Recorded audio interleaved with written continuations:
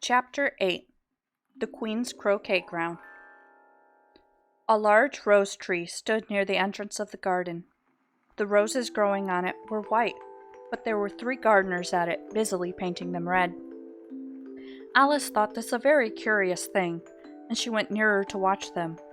And just as she came up to them, she heard one of them say, "Look out now, 5, don't go splashing paint over me like that." "I couldn't help it," said 5 in a sulky tone. 7 jogged my elbow. On which 7 looked up and said, "That's right, 5. Always lay the blame on others." "You'd better not talk," said 5. "I heard the Queen say only yesterday you deserved to be beheaded." "What for?" said the one who had spoken first. "That's none of your business, too," said 7. "Yes, it is his business," said 5, "and I'll tell him. It was for bringing the cook tulip roots instead of onions." 7 flung down his brush and had just begun. Well, of all the unjust things, when his eye chanced to fall upon Alice as she stood watching them, and he checked himself suddenly. The others looked round also, and all of them bowed low. "Would you tell me, please," said Alice a little timidly, "why you were painting those roses?" 5 and 7 said nothing, but looked at 2. 2 began in a low voice. "Why, the fact is, you see, miss, this here ought to have been a red rose tree, and we put a white one in by mistake. And if the Queen was to find out, we should all have our heads cut off, you know. So you see, miss, we're doing our best afore she comes, too." At this moment, 5, who had been anxiously looking across the garden, called out, "The Queen! The Queen!" And the 3 gardeners instantly threw themselves flat upon their faces.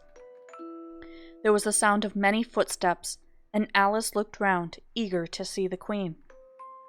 First came 10 soldiers carrying clubs.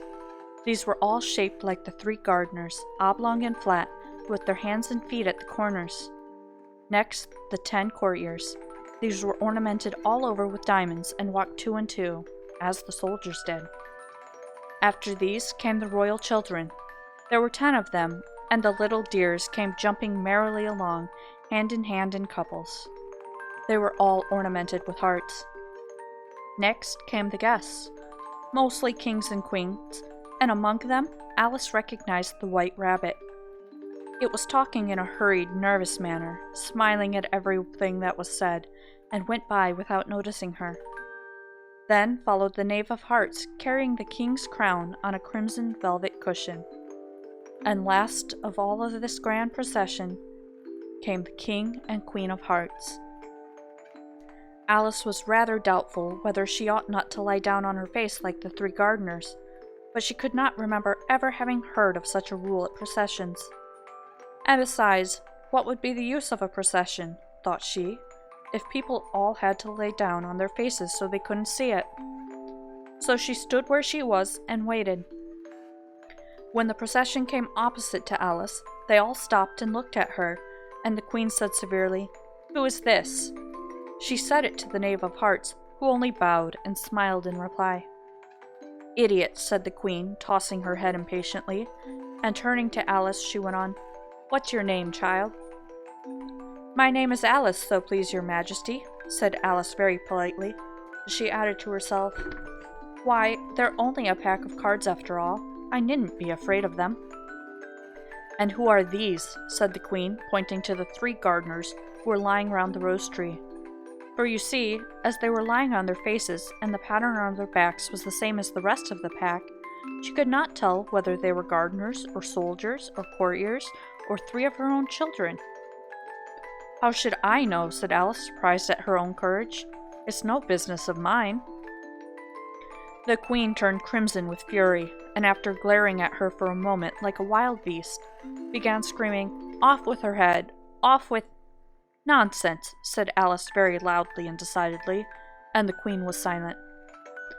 The King laid his hand upon her arm and timidly said, "Consider, my dear, she is only a child." The Queen turned angrily away from him and said to the Knave, "Turn them over." The Knave did so, very carefully with 1 foot. "Get up," said the Queen in a shrill, loud voice, and the 3 gardeners instantly jumped up and began bowing to the King, the Queen, the royal children, and everybody else. "Leave off that," screamed the queen. "You make me giddy." And then, turning to the rose tree, she went on, "What have you been doing here?" "May it please your majesty," said Two in a very humble tone, going down on one knee as he spoke. "We were trying—" "I see," said the queen, who had meanwhile been examining the roses. "Off with their heads." And the procession moved on, 3 of the soldiers remaining behind to execute the unfortunate gardeners, who ran to Alice for protection.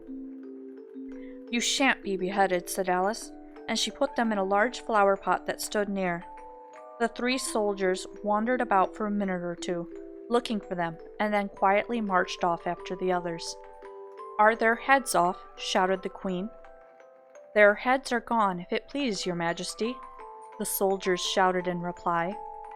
"That's right," shouted the queen. "Can you play croquet?" The soldiers were silent and looked at Alice, as the question was evidently meant for her. "Yes," shouted Alice. "Come on, then," roared the queen, and Alice joined the procession, wondering very much what would happen next. It's a very fine day," said a timid voice at her side. She was walking by the white rabbit, who was peeping anxiously into her face. "Very," said Alice. "Where's the Duchess?" "Hush, hush," said the rabbit in a low, hurried tone. He looked anxiously over his shoulder as he spoke, and then raised himself upon tiptoe, put his mouth close to her ear, and whispered, "She's under sentence of execution." "What for?" said Alice. "Did you say what a pity?" the rabbit asked. "No, I didn't," said Alice. "I don't think it's at all a pity. I said what for." "She boxed the queen's ears," the rabbit began. Alice gave a little scream of laughter. "Oh, hush," the rabbit whispered in a frightened tone. "The queen will hear you. You see, she came rather late, and the queen said—" "Get to your places," shouted the queen in a voice of thunder, and people began running about in all directions, tumbling up against each other. However, they got settled down in a minute or two, and the game began. Alice thought she had never seen such a curious croquet ground in all her life. It was all ridges and furrows. Their croquet balls were live hedgehogs, and the mallets live flamingos, and the soldiers had to double themselves up and stand on their hands and feet to make the arches.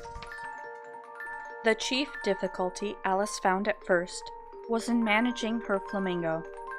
She succeeded in getting its body tucked away, comfortably enough under her arm, with its legs hanging down, but generally, just as she got its neck nicely straightened out, and was going to give the hedgehog a blow with its head, it would twist itself round and look up in her face with such a puzzled expression that she could not help bursting out laughing. And when she had got its head down and was going to begin again, it was very provoking to find that the hedgehog had unrolled itself and was in the act of crawling away.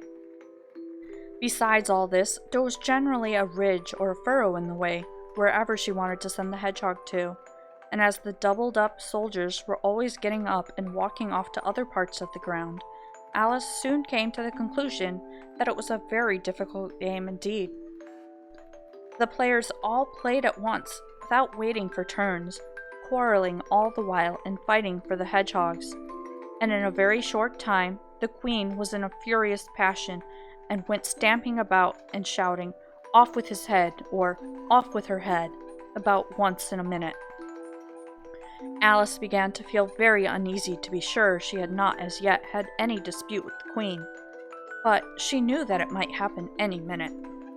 And then, thought she, what would become of me? They're dreadfully fond of beheading people here. The great wonder is that there's anyone left alive. She was looking about for some way of escape and wondering whether she could get away without being seen, when she noticed a curious appearance in the air. It puzzled her very much at first, but after watching it a minute or two, she made it out to be a grin, and she said to herself, "It's the Cheshire Cat. Now I shall have somebody to talk to." "How are you getting on?" said the cat, as soon as there was mouth enough for it to speak with. Alice waited till the eyes appeared, and then nodded. "It's no use speaking to it," she thought, "till its ears have come, or at least one of them." In another minute, the whole head appeared. and then Alice put down her flamingo and began an account of the game, feeling very glad she had someone to listen to her. The cat seemed to think that there was enough of it now in sight, and no more of it appeared. "I don't think they play at all fairly," Alice began, in rather a complaining tone. "And they all quarrel so dreadfully one can't hear oneself speak. And they don't seem to have any rules in particular. At least if there are, nobody attends to them. And you've no idea how confusing it is, all the things being alive. For instance, there's the arch I've got to go through next, walking about at the other end of the ground. And I should have croqueted the Queen's hedgehog just now, only it ran away when it saw mine coming." "How do you like the Queen?" said the cat in a low voice. "Not at all," said Alice. "She's so extremely—" Just then that she noticed that the Queen was close behind her, listening, so she went on, "likely to win, that it's hardly worth finishing the game." The Queen smiled and passed on. "Who are you talking to?" said the King, coming up to Alice and looking at the cat's head with great curiosity. "It's a friend of mine, a Cheshire cat," said Alice. "Allow me to introduce it." "I don't like the look of it at all," said the King. "However, it may kiss my hand if it likes." "I'd rather not," the cat remarked. "Don't be impertinent," said the King. "And don't look at me like that." He got behind Alice as he spoke. "A cat may look at a king," said Alice. "I've read that in some book, but I don't remember where."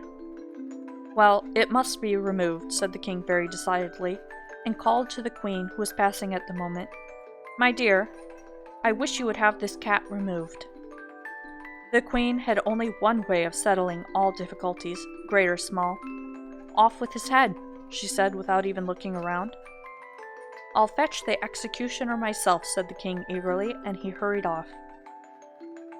Alice thought she might as well go back and see how the game was going on, as she heard the Queen's voice in the distance, screaming with passion. She had already heard her sentence 3 of the players to be executed for having missed their turns, and she did not like the look of things at all, as the game was in such confusion that she never knew whether it was her turn or not, so she went off in search of her hedgehog. The hedgehog was engaged in a fight with another hedgehog, which seemed to Alice an excellent opportunity for croqueting one of them with the other. The only difficulty was that her flamingo was gone across the other side of the garden, where Alice could see it trying in a helpless sort of way to fly up into a tree. By the time she had caught the flamingo and brought it back, the fight was over, and both the hedgehogs were out of sight. "But it doesn't matter much," thought Alice, "as all the arches are gone from this side of the ground." So she tucked it away under her arm that it might not escape again, and went back to have a little more conversation with her friend. When she got back to the Cheshire Cat, she was surprised to find quite a large crowd collected around it. There was a dispute going on between the executioner, the King, and the Queen, who were all talking at once, while all the rest were quite silent and looked very uncomfortable. The moment Alice appeared, she was appealed to by all 3 to settle the question, and they repeated their arguments to her, though, as they all spoke at once, she found it very hard to make out exactly what they said. The executioner's argument was that you couldn't cut off a head unless there was a body to cut it off from, that he had never had to do such a thing before, and he wasn't going to begin at his time of life. The King's argument was that anything that had a head could be beheaded, and that you weren't to talk nonsense. The Queen's argument was that if something wasn't done about it in less than no time, she'd have everybody executed all round. It was this last remark that had made the whole party look so grave and anxious. Alice could think of nothing else to say but, "It belongs to the Duchess, you'd better ask her about it." "She's in prison," the Queen said to the executioner. "Fetch her here."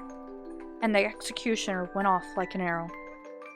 The cat's head began fading away the moment he was gone, and by the time he had come back with the Duchess, it had entirely disappeared. So the King and the executioner ran wildly up and down looking for it, while the rest of the party went back to the game.